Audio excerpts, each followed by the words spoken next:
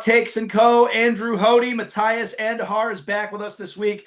Jake is off. Matthias, how are you today?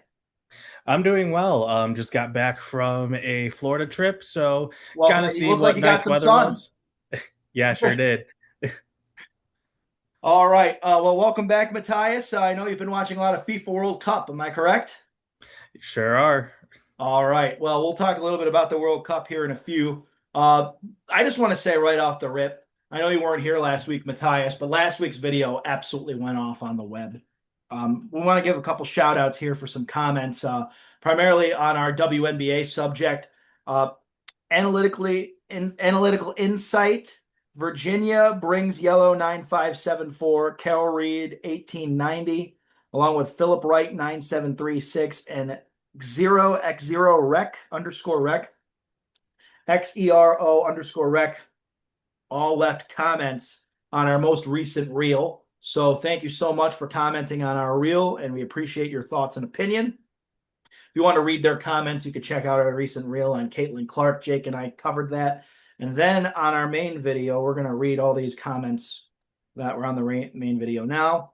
A. Rowley, Ohio, formerly I Love DK Metcalf, talk about how LeBron James was seen at the Lake Erie Crushers game.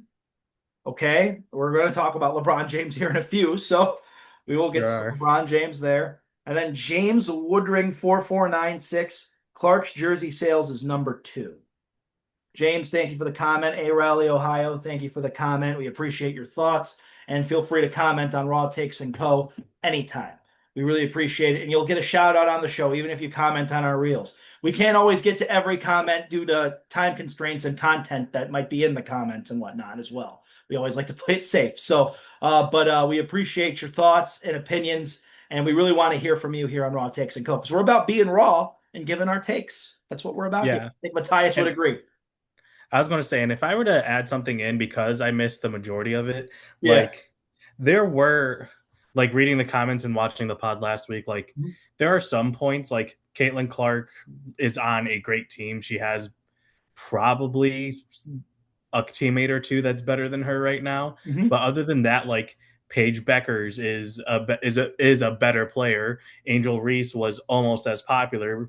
But there's but like the main thing, and like I feel like what you guys were trying to say is like there's not one player that's both. Like Yeah.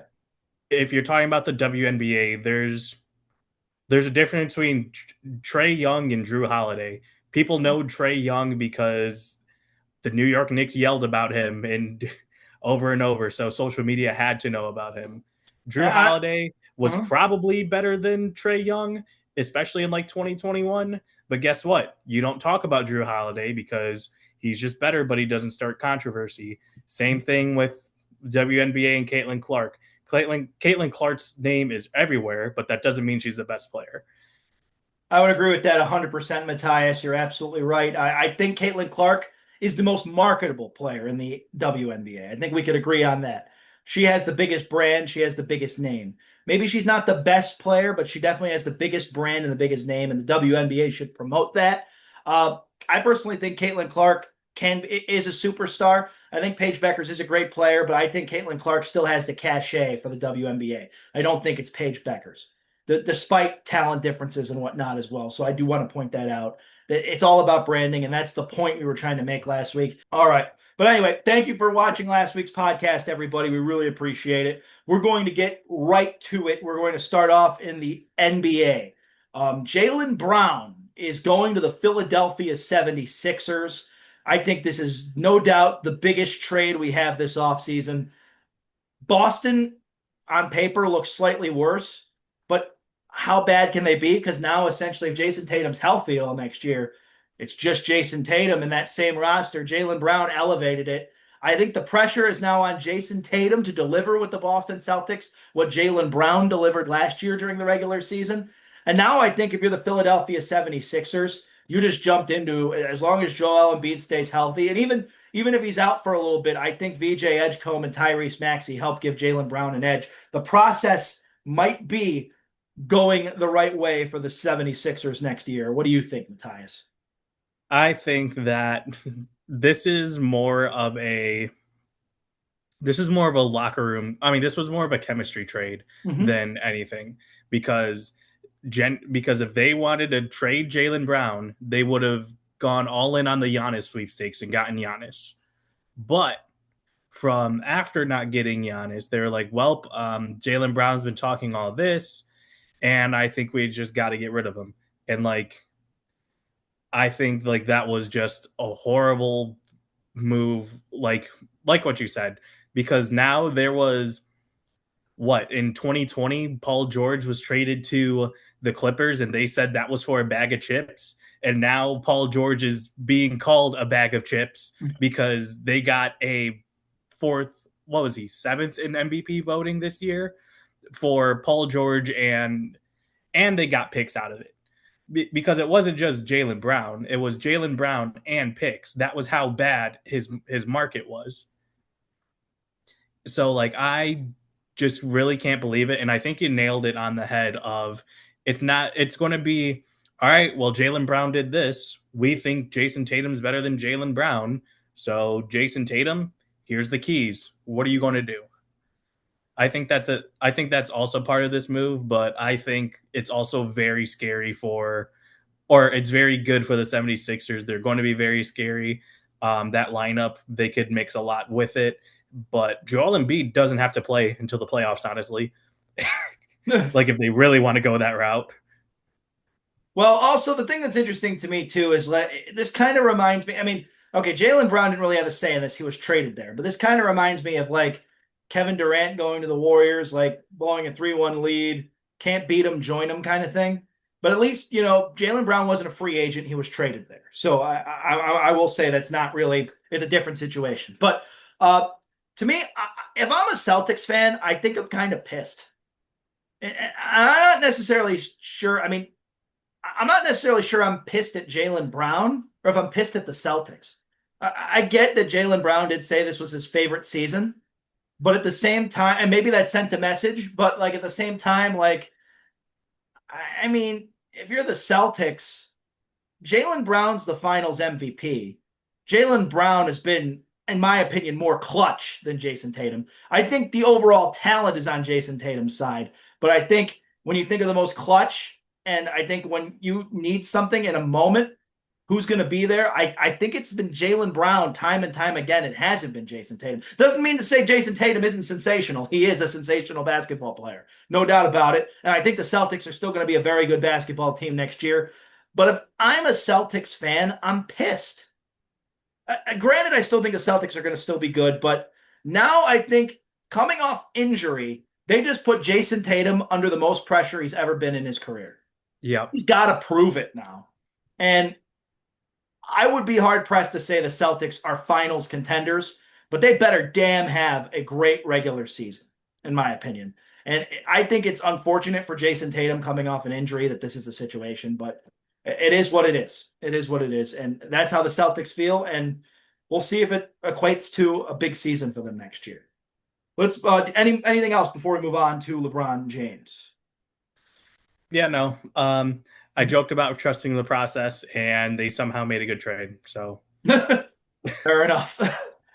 All right. We talked about trusting the process a few weeks ago on the podcast too. At least you and Jake did, or maybe that was a month ago. But let's move on to LeBron James, the sweepstakes. Golden State is being rumored, and then Cleveland. Obviously, the Jaylen Brown trade probably plays a little bit of a role in that. I think the better story is LeBron James coming to Cleveland. I'm not just saying that because I'm a Cleveland Cavaliers fan. I think it's the better story that he wraps up his career here and goes on like a farewell tour kind of thing. And I don't even think that makes the Cavs finals contenders. Let me just say that straight out. I just think it's a better story. The Cavs have to do something else outside of LeBron James at this point of his career to win a championship, if that's what they're thinking, especially looking at how the East is stacking up now. But Golden State is the other rumor. Why are they trying to pursue Anthony Davis and like have him and LeBron James? To me, like, I'm not saying that that's not a great lineup, but like the LA Clippers were originally the retirement home of the NBA. You knew I said that time and time again on this podcast. Yeah. Time and time again. That's just what Golden State would become. And it's a great thing for television ratings. It's great for TV ratings. People would probably want to watch that. They're not winning championships that way. And if you have Steph Curry at his age now and you want to win another championship with Steph Curry, you have to get younger players. Anthony Davis going to Golden State shouldn't be the market to trying to get LeBron James there. That's great if you want to be the seventh or eighth seed and possibly make it out of the play-in. Maybe be a sixth seed. Because I'll tell you what, Oklahoma City at this point is way better than all those guys at this point in their career. I'm not saying historically Oklahoma City is better than those guys. I'm saying at this point in their career, Oklahoma City is better than Golden State if they were to get Anthony Davis and LeBron James. So is That San Antonio. I mean, Denver probably too. At this point in their career, I do not see a team that old doing anything outside of great ratings for the NBA. But I want to give you some time here. I don't want to rant. I would put a huge asterisk on what you're saying. And unfortunately, it comes down to one man that is very injury prone. If Anthony Davis, because Anthony Davis still has some left in the tank. It's not going to be 2020. It's not even going to be 2021. But he has a good amount left in the tank, and I think that he could even still be an all-star. If he is healthy, that offense, when you have Anthony Davis in the post, you try to double him, there's Curry in the corner, or LeBron James running the show with the greatest shooter he will ever have, the way that he facilitates the ball all time, like that would be fun even at his age. Like I'm not going to say they would be finals contenders or whatever, but like they would be like you said, they would be a really fun team, but they would also be a very threatening team. After those moves, I want to see them do some more. And I think that's where it gets sticky. But yeah, I think in the end, if they were to do this, it would just become a retirement home 2.0, and trying to put Draymond Green in the same pedestal as the rest of those three, which is kind of comical in this point of his career. And I just want to chime in and say, and I agree with you, Matthias. I think you're right. I mean, I agree with your asterisk take to a degree. I don't agree with 100% of it, but I think like what you said kind of aligns with what I think. Great for TV ratings, possible danger to any team because it's the NBA in the regular season. It's any given night, right? So I think you make a good point there. I just want to emphasize that. I don't think we agree on the asterisk thing all the way, but I think what you're trying to say kind of aligns with what I'm thinking. But and I'll real quickly before we move on. I think personally that it's just a TV move. That would be what it is. And I agree that Anthony Davis may have something left in the tank, but I mean Oklahoma City and San Antonio are out there. And I didn't even mention Minnesota. And the Lakers got better. I mean, we're about to talk about that move in a minute. But first things first, I think we're going to get to a move here that I think is kind of a big deal. Kawhi Leonard moving out of the former retirement home of the LA Clippers, going to Toronto, back to the Raptors, back to the North. I think that's a great move for the Toronto Raptors with how young they are. I think it's a great move for Kawhi Leonard at this point in his career. He's beloved there, even though he only played there 1 year, won the damn championship that same season and finals MVP. So I think it's great for both. The real question I have is, does Kawhi really want to be there? This just seems like the Clippers had enough of him and know where they stand. And now I guess they're going to try to build around Darius Garland at this point. So Let's go. that's essentially where the Clippers are. So I wouldn't be surprised if they move off Darius Garland too and start a rebuild, though. I'll be completely honest with you. But what do you make of this move, Matthias? I like it for Toronto. I think it also elevates them in the East. But I don't know if Kawhi really wants to be there. To me, he went to the Clippers for a reason. And just to go back to Toronto, I don't know if that's his cup of tea. Yeah, I also think that Kawhi knows what point of his career he's in. So like it's just, well, this team is young, this team is good defensively, they're scrappy, they just can't shoot. Hey, guess what I could do? I could definitely shoot the lights out still. So I think that's the main thing. My issue is that we had this exact same conversation with the Houston Rockets getting Kevin Durant.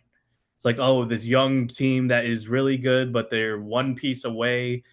And then they trade, they trade Jalen Green to get Kevin Durant, and it's like, oh, this is our needle mover, just like how the Raptors just traded Brandon Ingram. It's like, yeah, this is our needle mover move, and it's like it's not guaranteed.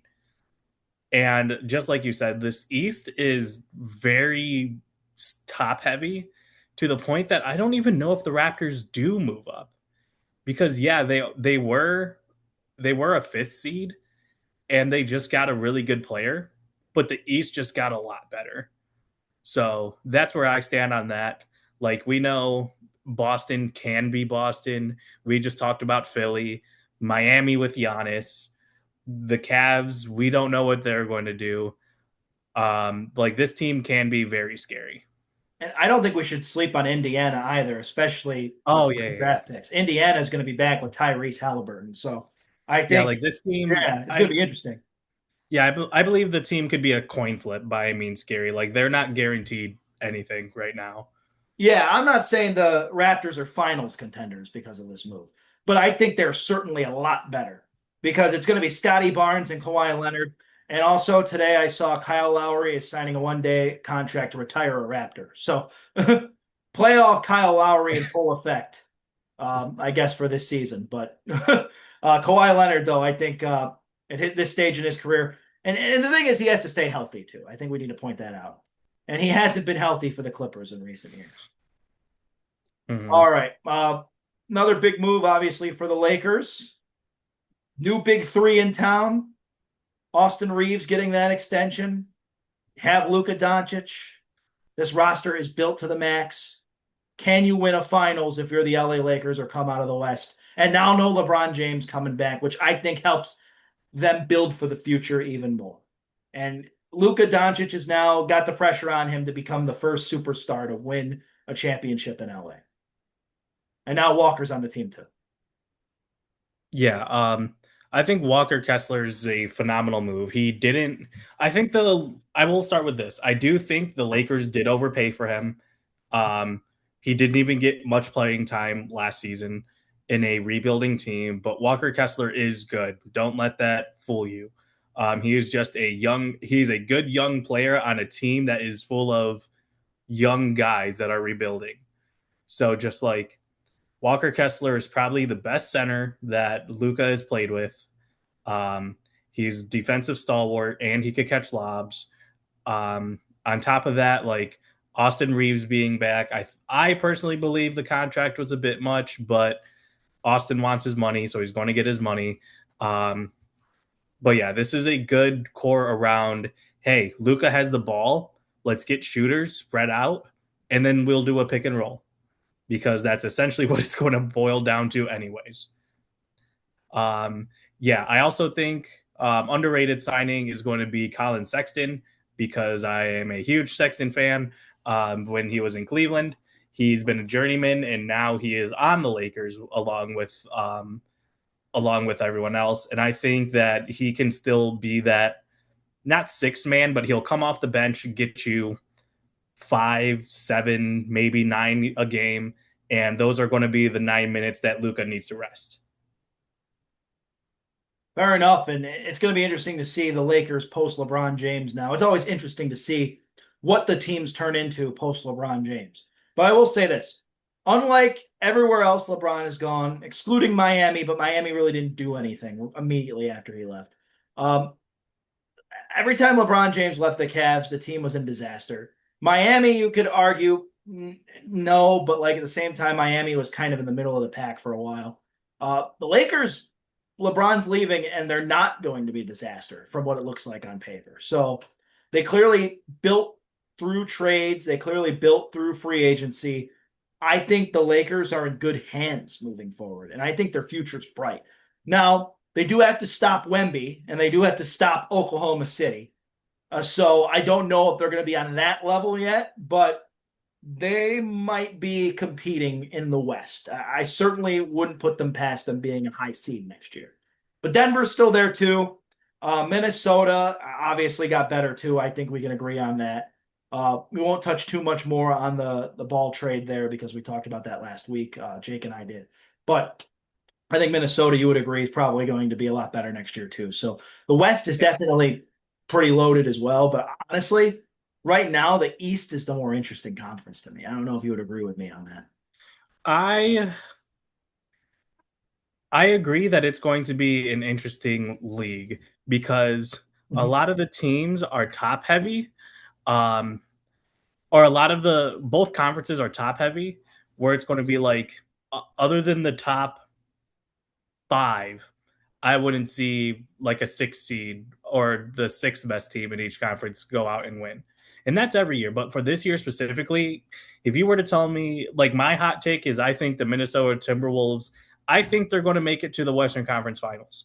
I don't know how, but I think they're going to knock off one of the big teams that they shouldn't have beat again, and they're just going to end up in the Western Conference Finals because that's a lot of firepower in that backcourt that you could kind of take it back. And as long as Anthony Edwards, not Anthony Davis, stays healthy, it's going to be a really scary sight.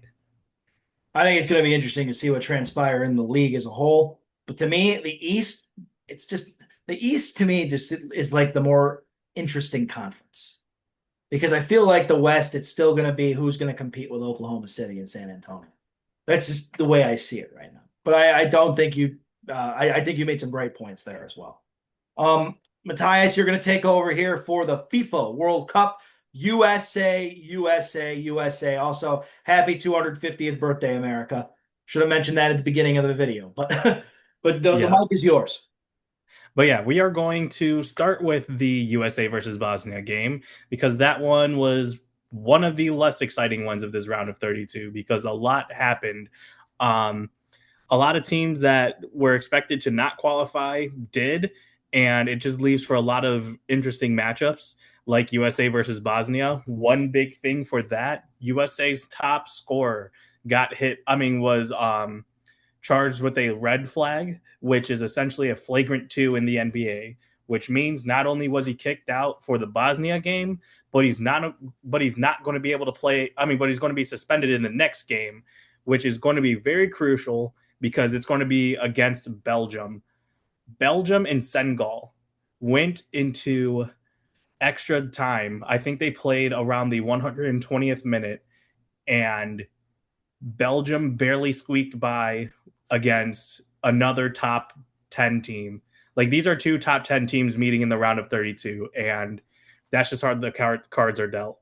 Now they have to be exhausted playing against a hungry and young USA team. Um, for Brazil in the round of 32, they played against a Japan team that has just been playing phenomenally all World Cup, all group stage. Then when it came to the round of 32, Japan made it close. It was a 2-1 game, and it just because it's 2-1, usually those games aren't close, but this one was a nail biter all the way till the end. Other highlights was England versus the Democratic Republic of Congo. Congo was, I won't say lucky, but Congo had to make a miracle run to make it to this far. But not only did they make it this far, but they made a top team like England sweat. It was 2-1, very close. England was able to pull away with a Harry Kane goal. And now England has to play against a Mexico team that just dominated Ecuador, which that game was 2-0. In Mexico, their fans have just been providing the energy that their team has needed. And it's just been like that team is scary, not just because of their players, but because of their fans. Every time there's a game in Mexico, they're showing up and showing out, and they're being loud. It's like playing in OKC. Like, it's bad down there. Um, but two of the highlight games for me was Netherlands versus Morocco, which Netherlands was projected to win. Netherlands had the lead all the way up until extra time in the 90th minute. All the way up until extra time. Right before the game ended in regulation, Morocco scored, tied it up, forced it all the way to penalty kicks, and Morocco and Netherlands had the lead in penalty kicks. They were the one that scored first. They were the one that put pressure on Morocco, but the Morocco goalie and the Morocco faithful playing in that game just refused to give up, and they slowly but surely started matching with goals, and their goalie started blocking when they needed to, and it was decided by a guy that that was born in the Netherlands, playing for Morocco, sending the Netherlands home. So that was just a great story. I watched that in Disney Springs with a bunch of other people that I didn't know they were invested or not, but I sure was. Um, yeah, that was just an amazing game. And probably the story of this round is going to be Germany versus Paraguay. Um, Paraguay got dominated by the U.S. It was a 4-1 blowout. Germany was a top 10 team, and Paraguay was the one that won when it came to goals. And that is now another top 10 team that is out of the race in the round of 32. And looking at these 16 matchups, they're looking quite nice for this one. We have Paraguay, the underdog that already went on a run, going up against the dominating France. France 3-0 their round one. 3-0 the round of 32 in a no sweat sweep. Canada versus Morocco, which those two teams, Canada won their game 1-0 while Morocco had their classic. Portugal versus Spain, which Portugal had just won against Croatia in a 2-1, which if you have Ronaldo, it should be more dominant, but you got to take the win and move on. Versus Spain, which Spain 3-0'd Austria. So that's going to be tough for Ronaldo and company. USA going up against a top 10 Belgium, Brazil versus Norway, and Mexico versus England. And those two matchups are going to be, in my opinion, the most interesting because I could see England, Brazil, and Norway going all the way. And two of those three teams are playing against each other. And Mexico, like I said, I think they're itching for an upset right now. And the last two games, as of this recording, the last four games are going to be a white hot Argentina with probably the GOAT in Lionel Messi. I think he's working on securing it this World Cup, going against Cape Verde, which that is a defensive stalwart of a team. So it's going to be frustrating. I do have Argentina winning it, but it's going to be a 1-goal game, and it's going to be close, and fans are going to be mad, but that's the reality of it. Australia versus Egypt. I have Egypt winning it. Switzerland versus Algeria. I have Switzerland, and then Colombia versus Ghana. I'm giving it to the Ghana faithful. And out of those four teams, I'm having Argentina make it to the quarterfinals because one team out of those teams, one has Messi, the other ones don't. And yeah, that is all I have so far. Please watch the World Cup. It has been so exciting this year, even for the group stage and now this. And hey, USA is in it for another round, so that's another reason to watch.